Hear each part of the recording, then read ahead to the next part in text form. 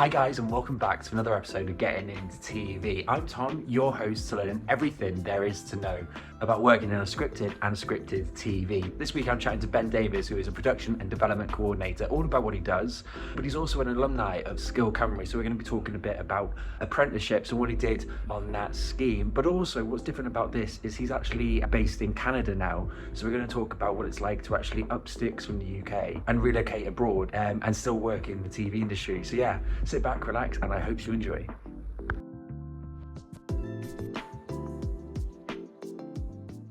So thank you for joining me, Ben. Thanks, Tom, for inviting me onto the podcast. I'm really excited to chat to you. It's just nice. I mean, for a start, for anyone listening, Ben is not based in the UK. He's based in Canada, right? Is that what I'm right in thinking? I'm a production and development coordinator, originally from the UK, but now based in Toronto, Canada. Just before we get on, I would love to know, what is a production and development coordinator? Because that's not something that I've covered yet. Yes, so a production coordinator can differ from project to project to company, but essentially a production coordinator facilitates the production schedule, the budgets, equipment rentals, transportation, location, catering, billing, and is generally just communicating with all of the crew members. That's typically a production coordinator on set, freelance contract. And then you also have production coordinators who are in-house, more permanent, and they support the executive producers with budgets, risk management, legal tasks. But then they also spearhead a lot of things like sustainability and onboarding, deliverables, assets, more admin. Yeah. So it can differ depending on where you are based. And then on the other side, a development coordinator, specifically in-house, is in charge of compiling and sorting scripts, giving script notes to the executive producers, the development and creative producers, and developing creative decks. So it can incorporate a lot of tasks, and especially in today's age with frugality and a lot of teams downsizing, I feel the production coordinators, development coordinators in general are just taking on more tasks and being very flexible with what they're doing. I mean, just from that, I'm getting the idea that you work in more like drama stuff then. Is that right? I started off in drama. I currently work in unscripted. There are a lot of skills that transfer between the two. But again, yes, a coordinator can change whether you are in scripted, unscripted, drama, features. It's essentially a support to the production crew holistically. It's like something that keeps coming up within this series. Is you just got to be versatile and adapt. But even though it's different in certain roles and different productions and etc., it is fundamentally, I suppose, the same kind of stuff that you're doing. Correct? Yes, yeah, absolutely. I feel a lot of the roles wherever you are incorporate the same things. It is just about the art of adaptability to who you are working with and where you are working and when you are working. It really is just finding the groove and knowing what skills to be using in that particular space. I just want to take you like right back to when you like first found TV. What was it that made you wanna work in telly? Because or in the world of movies and stuff as well. Like, what was it? I know this is probably cliche, but I've wanted to work in TV from such a young age. I feel like a lot of people know from a young age that they want to work in a creative space. But then you have some people who decide that later on in life, and I think both are equally amazing. But for me specifically, I remember growing up and thinking I definitely want to work in film and TV. And I think at a young age as well, when you watch films, you only really think, okay, there's a director and there's actors. You can't, I didn't wrap my head around how many people worked on a project growing up. And then as I was in high school, secondary school, my parents really wanted me to go into a more conservative job, more stable. So like law or IT, computer science. And I think there was a lot of opinions coming my way telling me film and TV isn't like a stable job, isn't a sustainable career. And Yeah. it was really getting to a point where I was applying to university for computer science degrees. And I thought, okay, I need to just see what life would be like if I went to university to do film and TV. So I started going to those open days and speaking to the lecturers. And it's really funny because one university I went to, we went into a room and I remember seeing all these hopeful teenagers thinking, okay, I'm going to come to university to do film and TV. And the first thing the professor said in this university was, if there is a way you can get into the film industry without going to university, do that instead. And I remember feeling the complete change in tone of the room, thinking, for me included, oh, okay, so up until this point, we've been pushed university, university, university. And now I'm being told by someone who should say, come and do my course, the complete opposite. And so it was then that I thought, okay, as much as going to university could be a route I take, let me see what other options are available.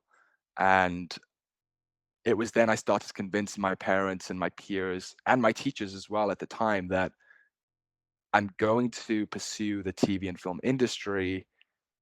And hey, if it doesn't work out, I can always just go back to university to do something else. There was always a backup plan for me. And I think that convinced a lot of people to have faith and trust in me to take that leap. I think that's really important that you said that university isn't the be all and end all. I mean, I went to university, but I never intended to for the entirety of my school, like definitely in high school. I did not want to be in education. The thought of going to university, I was like, no, I don't want to do it. And then one day my lecturer just in college was like, you can go to Cardiff, you can go and do this. And I don't know, something just switched to me, and I think I just really like my college course that year, and it just like I was like, yeah, I'll go to university. It's a way to get out of where I was, and university was great, and I learned a lot, and I had a lot of time to play. But there's definitely other routes of getting into the industry, and I know you were an apprentice for Sgil, and that's just one of them routes that you can go. I just want to ask, if someone is considering getting into TV and applying to Sgil Cymru, what can they expect from that kind of a program? What did it do for you? Yeah, so I did Sgil Cymru, which for me was an level 3 diploma in creative and digital media. And that was back in 2015, so almost a decade ago, which is wild to think. And I'm sure a lot of things have changed since I went. But essentially, the program offers you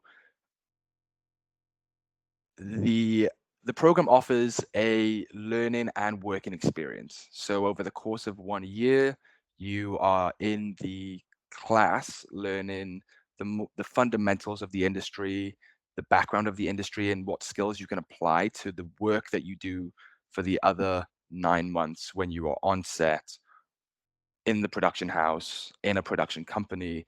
And the year as a whole allows you to immerse yourself with the crew members, with the producers, with the writers, with anyone and everyone who will work on a film set, but also getting that diploma and allowing yourself to figure out, I guess, what route you want to take, because Sgil Cymru were great in allowing you to try different things, even from post-production to production to on-set. And it's a really great experience for those wanting to step right into the industry and also continue their learning post-secondary school. I've worked on a range of shows from Bargain Hunt, Crime Watch, or even on Casualty and a few of the dramas in and around Wales. There's a few people from Sgil Cymru that go on there, and they learn so much. Like by the end of it, you have been on like so many productions that someone in university could only dream of. I think I kind of wish that I did something like that personally, that you're getting that on set, you on the floor experience of what it's like to work in TV, because it's them skills that are really invaluable, isn't it?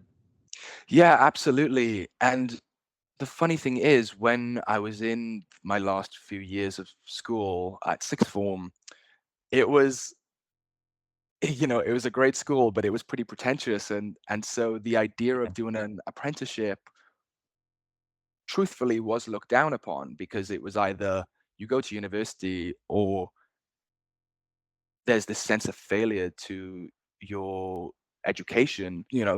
Truthfully told, I went into the apprenticeship thinking, oh, should I have gone to university to do a law degree or a computer science degree? But that 1 year with Sgil Cymru, as you said, you learn so much, you meet so many people, you cement yourself as someone who is so young or older, because you can do the apprenticeship, you can do apprenticeships at any age.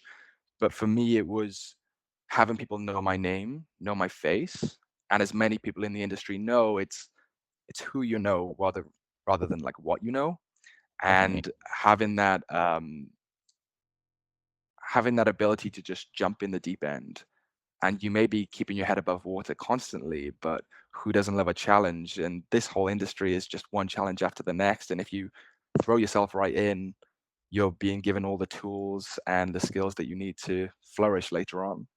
Yeah, I mean, like you say, it is one massive challenge, this industry. Like, even though I'm in a job now until September, I'm starting to feel myself treading water a bit more, being like, oh shit, I need to find work for for the start of September.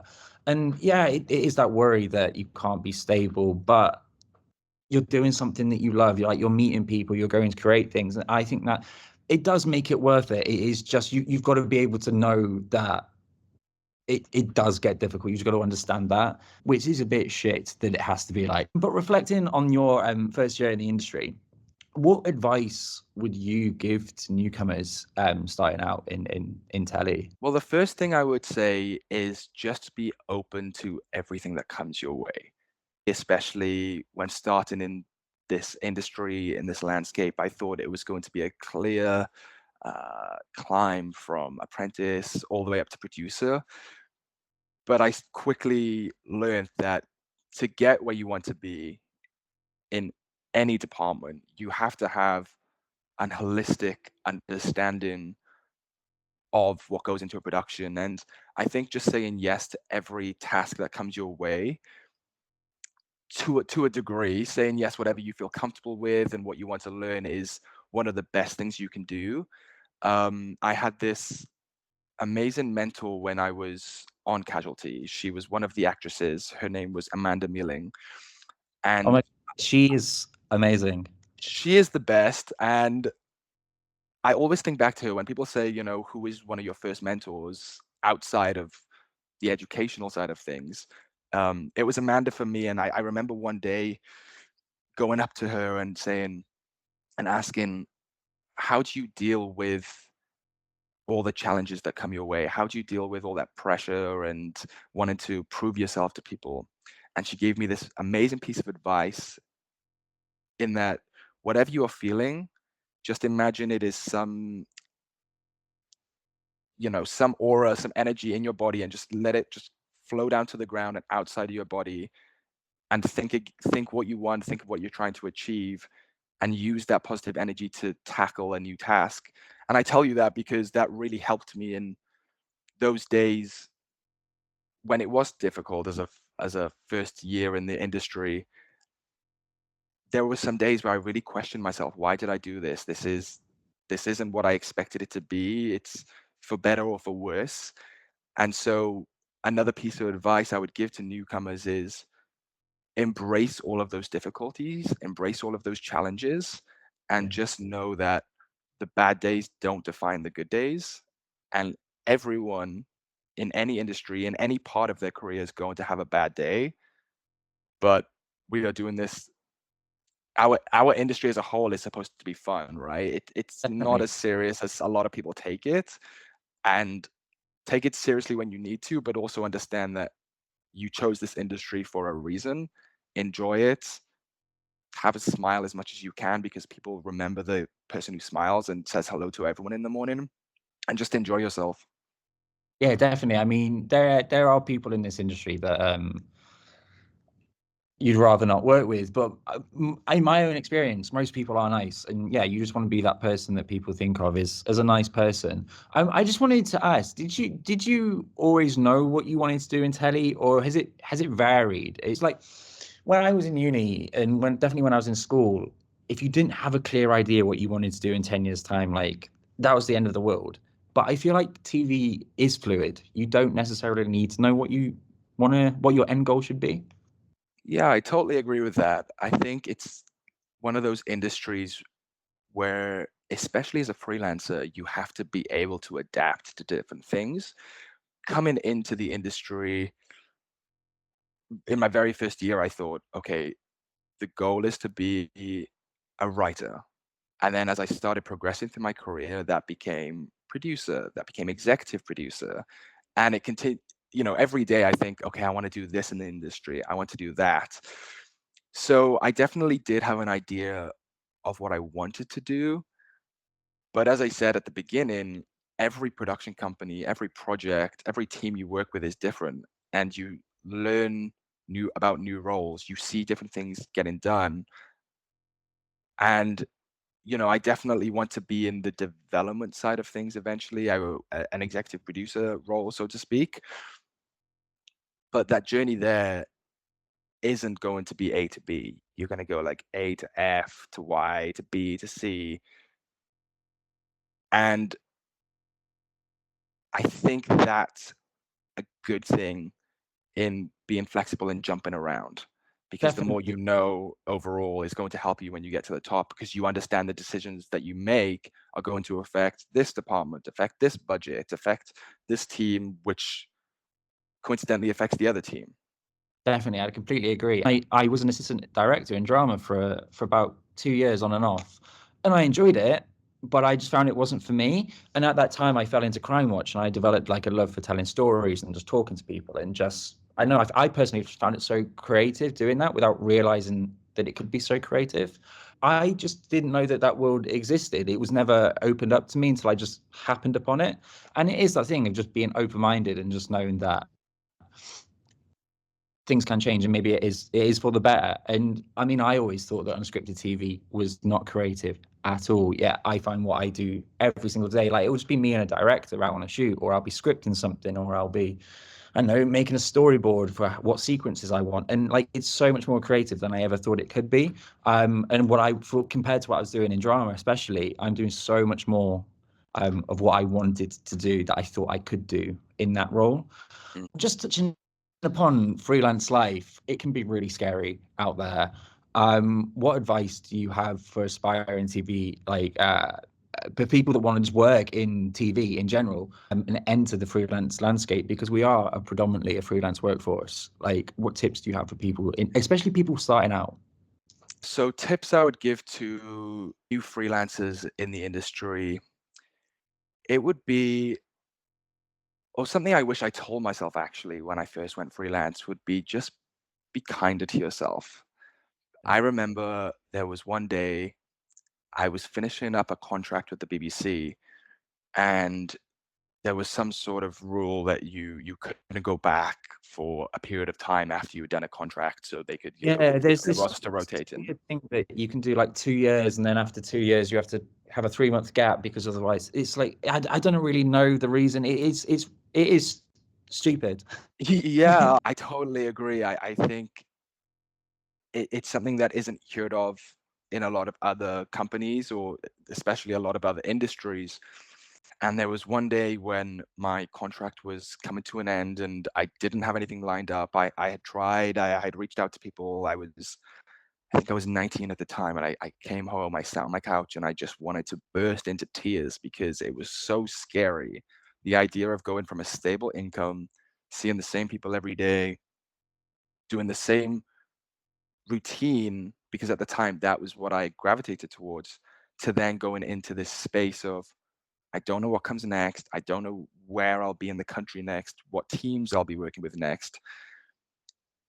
But I've learned over the course of my career so far that another job will come, another income will come your way. And as long as you are smart about funds and networking and how you are going to utilize the time between jobs, everything will turn out okay.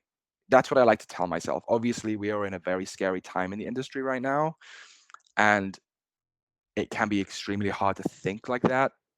But just having a positive mindset is something I wish I had more of earlier on in my career, rather than thinking, tomorrow, tomorrow, tomorrow. Like, think about today, be kinder to yourself, because that will also then translate into how you work and your energy in the workspace. And that smile that I was on about, if you can have a smile, it's almost manifestation. Definitely, and I think one of the most important things to do, especially when you're starting out, because you have access to so many people in so many different roles. You're not just pigeonholed to arts department or production management or researcher. You can go to all of these people and nosy with them, like talk to them and It, make them know who you are. Like the worst thing you can do, even if you're just there for like a day or like 2 days, you want to at least have made an impression on at least one person, like just somewhere, so they will call you back. Because that's how this industry is built. It's built on, sadly, it is built on reputation and the fact that, like you said earlier, people need to know who you are. yeah, exactly. And even today, I really try to network with someone new once every 2 weeks. Grab a coffee with them, even for 30 minutes. Ask them what they do, how they got to where they are, what troubles they're facing in the industry right now, and put name to face. Because a lot of my freelance jobs that I've had in the past have come from just my network, just my connection, because they know, okay, Ben is available right now. He seems competent in what he does. He's passionate about what he does. Let's bring him on. So even for people in university about to, or people in school or university just about to go into the industry, start making those connects now. Reach out on LinkedIn to people.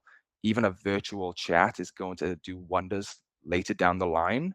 Um, because if people remember your face and your name, then that puts you steps ahead of all those resumes coming in for the job that you might want to have one day.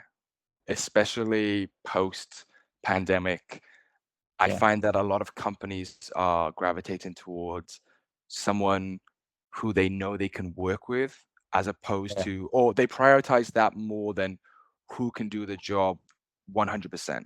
If you can do the job 100%, and have all the skills but don't have a great personality, I don't think a company is going to prioritize you over someone who can do the job at a 70% level but has a great personality, because skills and um, softwares and a lot of things in the industry can be learnt on the job. But if you're working with a team 8, 12, 14 hours per day, you want to be able to have fun with that person and trust that person at the same time. I've worked with people before that I don't want to work with again, not necessarily because they couldn't do the job, but just because, to put it the best way possible, they were just an asshole, really. And you don't, Right. you don't want to work with people like that. You just be nice, and I feel like that will really help you working and getting into telly. Like we said at the start of the episode, you're obviously not in the UK. Was that a conscious choice? Did you choose to go over to Toronto, or was there a job opportunity? Where did that all come about? So I left the UK industry in 2018. Oh, Um, Prior to that, I always knew that I wanted to work in North America in some capacity. That was always the dream, whatever industry I ended up in. how come? And I think it was just growing up, I gravitated toward a lot of American TV shows. Um, and that's what I primarily watched. And I remember thinking so often as a child, knowing that I wanted to work in the creative space, I wanted to work in the American creative space. Um, and as I approached the end of school and started the apprenticeship, I realized that I couldn't just make the jump. I had to get some experience. And after a few years, it was about 4 years, I thought, okay, I'm going to just try to get over there, because I wanted to make the move when I was younger. So if it didn't work out, I could come back to the UK and, um, not have hindered my profession too much. But as I started to navigate how that worked with visas, I was being told in a lot of directions, this isn't possible. You can't do this. It's too difficult to get over there. I remember I went to a career advisor once who worked in the industry, and they sat me down and they said, you're going to have to be working another 7-8 years before you can even consider jumping over. Wow. And I still remember the feeling of sitting down in that room, having such high hopes going in, thinking, oh, they're going to tell me how easy it is to go over, and being told what was said, 7-8 years, you're going to have to climb the ladder. I left that room crushed, devastated. But then I also thought to myself, well, who is this person to tell me that I can't do that? People have done it in the past. Let me try. So I was a lot more reckless when I first started the industry, and I was so passionate about getting over to North America. So I started with Casualty a couple of months later as a freelance job. So I'd come back to the BBC. What were you doing on Casualty? Sorry. At Casualty, at that time, I was an assistant production coordinator. Cool. So we had a night shoot going on, and I was the only one in the office. And, I'd been told moving to America was not in the cards for me. And I remember thinking, let me just email someone at the BBC, the worldwide BBC company in America or Canada, to find out what they do over there. And I found the email address or the email addresses for every BBC worldwide company in America and Canada. And I just thought, look, this might come back to bite me, but I'm just going to try. And I sent an email to every person in all of those companies around America saying, hey, my name's Ben. I want to move over to, America or Canada. Does somebody want to help me figure out how I can do that or give me some advice? So I think I emailed Miami, New York, LA, Toronto, and so many more. Didn't get a response and thought, okay, it was worth a try. And then a couple of weeks passed and I got an email back from someone called Jimmy who worked in the BBC Toronto office saying, hey, would love to chat. Will help as much as I can. And then it just so happened that my family had booked a trip to Canada, Toronto specifically, to see our cousins who live just outside of the city. And so one thing led to the next. And I said to Jimmy, okay, how about meeting in person? Because I'm going to be in Toronto in the summer. And one thing led to the next. And I was showing up at the BBC door, knocking. They were surprised it was a 20-year-old at that time knocking on the door. They expected this person to be in their 30s. Next thing I know, Jimmy's telling me about this visa that I can get as a UK citizen, and which would allow me to work over here for 2 years. And I just really pushed hard on that. And a year later, I moved over. Wow, that is pretty impressive. I love how determined you are. And I just think, just taken from how determined you are, that is kind of like what you need to be like to work in this industry. You just need to, obviously, you don't necessarily have to go to America and knock on the door of the BBC, but Right. you need to have that determination to accept the fact that you might get 10 no's in one day, but you might get a yes the next day. But yeah, I love that. What's it like working in America then? What are the differences do you find working in America doing what you're doing to working here in the UK? Yeah, so when I first moved to Toronto, it was the differences weren't so vast, but there were enough to help me understand that, okay, I'm going to have to start learning what I know all over again from a North American perspective.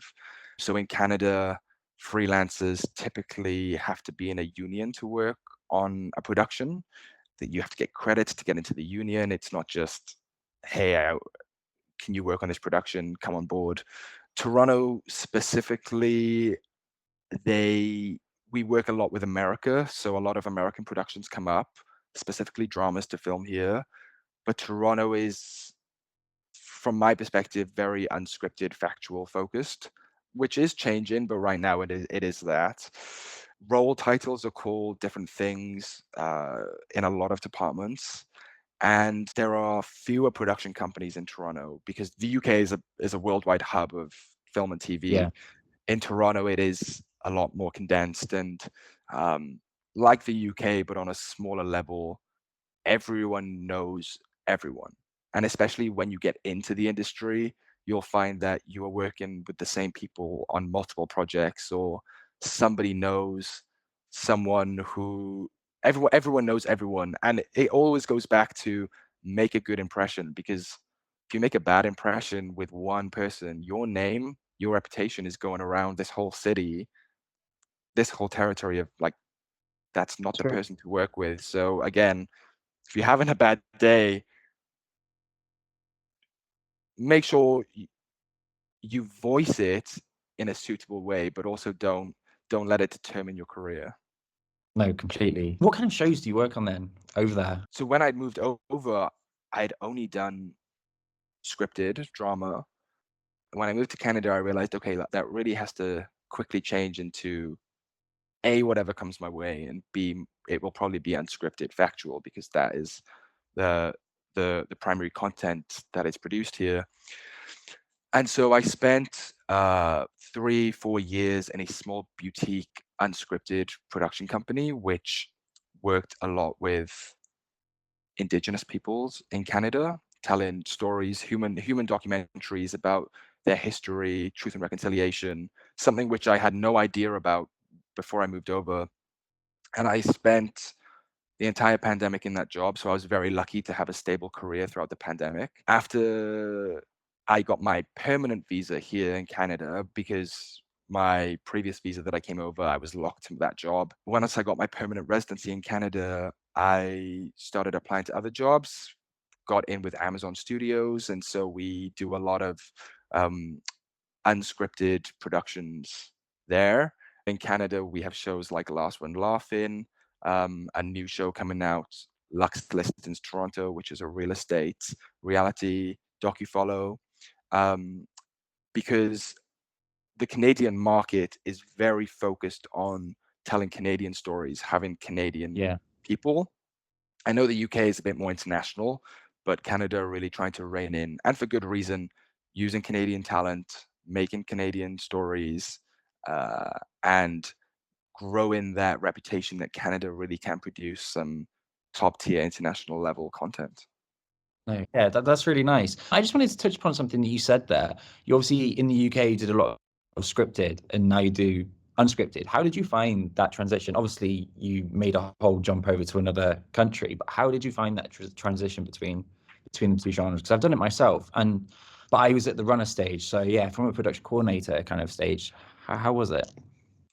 So similar to what you said, I had the idea that unscripted or factual wasn't as creative as the other side, and I was always hesitant to move into that side of the industry. But once I moved over, I realized from my experience that unscripted teams, factual teams, get their hands dirty a lot more and have to utilize smaller resources, smaller Yeah. budgets, tighter schedules to still make the level of content that scripted does. Yeah. And so coming into that small production company job, I was a production manager there. And I remember I was editing content, I was researcher, I was, you know, as well as coordinating, I was developing short form content. And I remember thinking to myself at one point, this is one of the most creative roles I've done, Definitely. even though on paper I was in a very production business heavy role. And that ability to do several jobs and more challenges coming your way and be creative and be in production, have the business, have the development all at once is something that I've noticed in a lot of unscripted roles. Obviously, there are differences. Scripted is very much the script, and Yeah. you are working to produce that. Unscripted is a lot more unreliable. You don't know what's going to happen. That's what I find exciting though, is I don't know, I find the fact that there is unscripted just so exciting. Every day, everyone says that every day is different, but it genuinely is in unscripted. Like you Genuinely, could be anywhere, and it's really exciting the things that you get to do. for sure. And it also helps someone with that art of adaptability, because even Yeah, if you want to be in scripted later on, having experience in a team, in a role, in a side of the industry where you're being thrown into the deep end or you are having things thrown your way, or as one of my previous managers like to put it, it's almost like standing in front of a fire hose and that hose is going off in your face. And you've almost just got to stand there and take it and just have to deal with it and do several other jobs at the same time, because that's what it feels like working in unscripted. And I just know that it's going to benefit me later down the line. Definitely, that is probably the best analogy of working in this genre, especially on my show right now. That is exactly what it's like. I just wanted to ask, is there anything else that I haven't asked you that you think we should get that in there at all? Honestly, I think for anyone new coming into the industry, be kind to yourself. Yeah. Embrace everything with open arms and push yourself, challenge yourself, because the people who do that flourish in this industry. And also be okay with not knowing, A, with what's coming next, and B, where you want to go. I see a lot of inspirational Instagram reels saying you need to know what you want to do in life, or you need to know what your path is. But I don't think that's true at all. I think we're all trying to navigate life. It's all crazy. We're all trying to navigate our careers, and eventually you will find it. But if you don't know it right now, then that's totally okay. I always hate the question, what do you want to do in 5 years' time? And I'm like, honestly, I don't know what I want to do in 5 years' time. Like, just let me take each day as it comes. I love chatting to you. I've got one more question I want to ask, and it might Go might be for it. quite a different answer compared to what we usually get, because obviously I have a lot of UK guests. But what have you just been watching and listening to recently? Any cool podcasts, any cool shows that you could recommend? Oh, good question. And I This is wish I always had the one come that prepared. stumps people up. It is always the one that stumps people up. Um, it's funny. I go through ebbs and flows with my podcasts. Sometimes I listen to several a day. Sometimes I don't listen to any. But I'm listening to a lot of podcasts with Britt Marling. She's the writer and creator of The OA and Murder at the End of the World. I think she's got such a fascinating take on the industry, and um, really sees art in a different way to a lot of creators. Um, Diary of a CEO is a great podcast that keeps me motivated. I think that's a great piece of work. And then what am I watching? Right now, I just started Three Body Problem on Netflix. I think Is that that's any good? it's pretty great. They're hitting all the points of the book, which I read, and a lot of people are talking about it. And I also I'm rewatching Fleabag right now. Great show. Absolutely amazing My show. favorite show, and I think we all need a little bit of humor in today's age, and that's where I get my kick from. Yep, I completely agree. A bit of humor, a bit of Phoebe Water-Bridge and Andrew Scott. Like that's exactly what I need in my life. Thank you so much, Ben, for chatting to me. It's really interesting hearing your move to Canada and how that all came to be. And hopefully someone listening might be able to take some advice from it. I'm pretty sure they will, because I have definitely. Love it. I appreciate talking to you, and it was a great chat. Pleasure. Thanks so much for watching and listening to this week's episode. It was really interesting getting to chat to Ben about Sgil Cymru, but also about what it's like to work in Canada and about the industry over there. If you want to check out anything else to do with getting into TV, just check out our Twitter, TikTok, Instagram, and you'll be able to keep up to date with every single episode. There'll be a brand new episode next week where I'll be covering Doctor Who and the VFX department. Very, very, very excited by that one. So I hope you enjoy when you eventually watch and listen to that. But yeah, I'll see you very soon. Bye.